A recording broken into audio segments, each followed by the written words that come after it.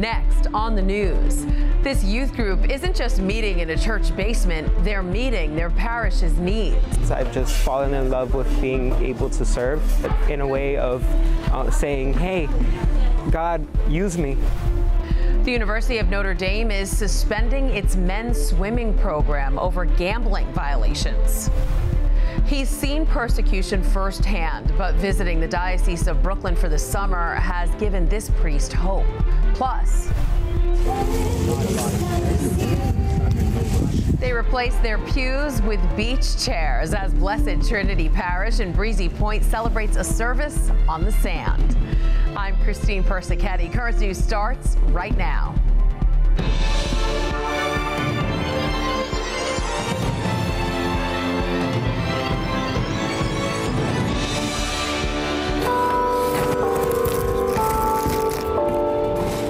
This youth group isn't just talking about their faith, they're putting it into action.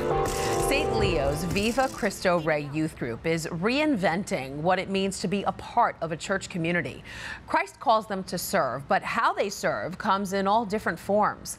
Current News' Jessica Easthope has more from Corona, Queens. A garage door opens on 49th Avenue in Corona.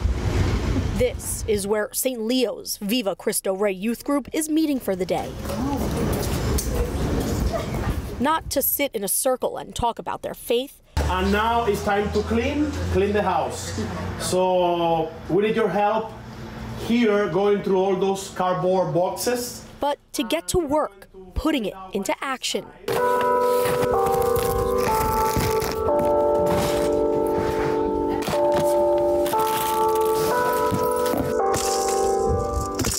Cleaning out the parish garage isn't your typical youth group activity, but for Kevin Hara, it's the kind of job that makes him feel like he's making a difference. After confirmation, I became somewhat distant. When VCR came and we were learning about God in fun ways and activities, and it brought me closer to God and to help out to the community.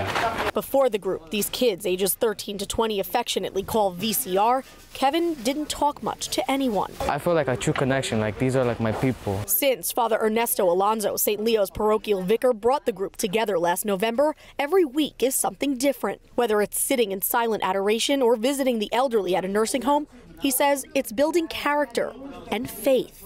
We have to encourage them to find different ways to belong to the community, to have this identity.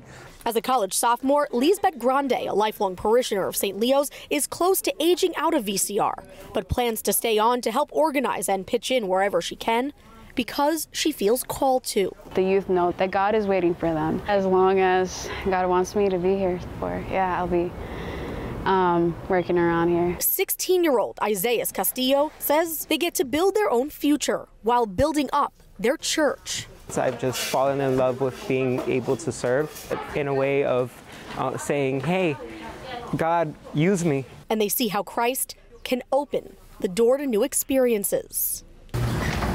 In Corona, Jessica Easthope, Currents News.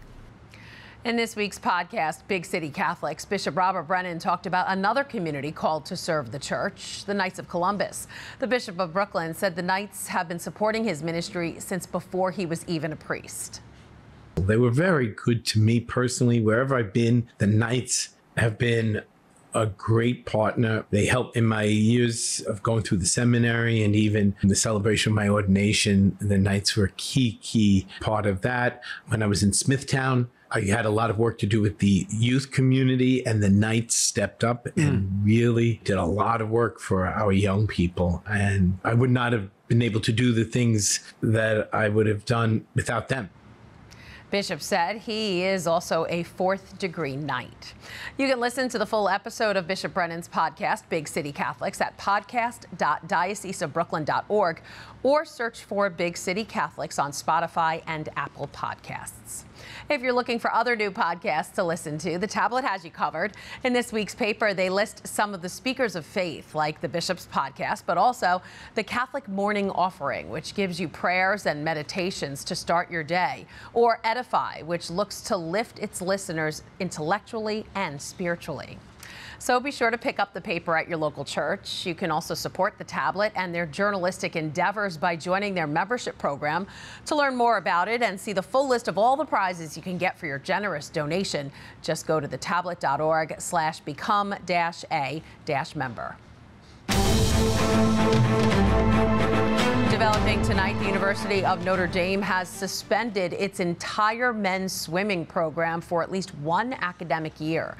The school announced the decision Thursday after an internal review found numerous gambling violations and a team culture that was outside of Notre Dame's standard.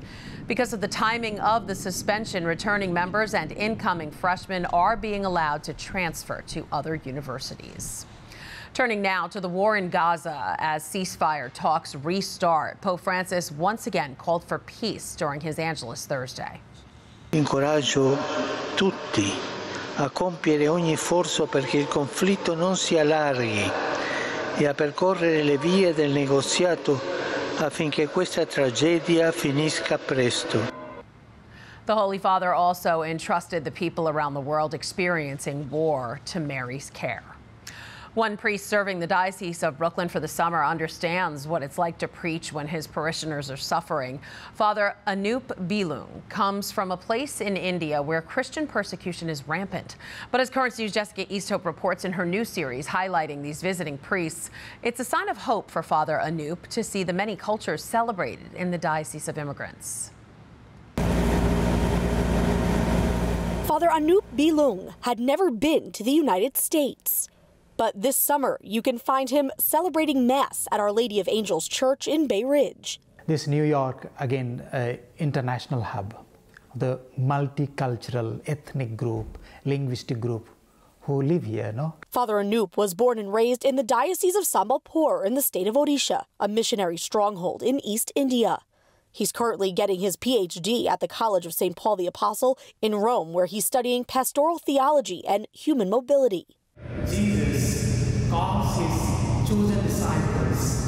Father Anup says he's already been able to experience the universal church all at once in Brooklyn. I had a first-hand experience of seeing what I studied in the textbooks. Where he's from, multiculturalism isn't celebrated in the same way as the Diocese of Immigrants. In 2008, his home was being burned to the ground.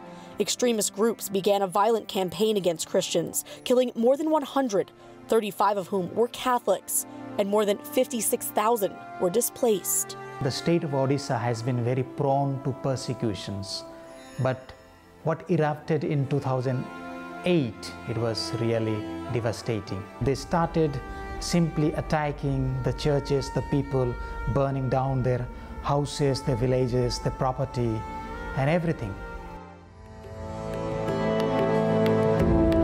Father Anup was in his pastoral year at the time.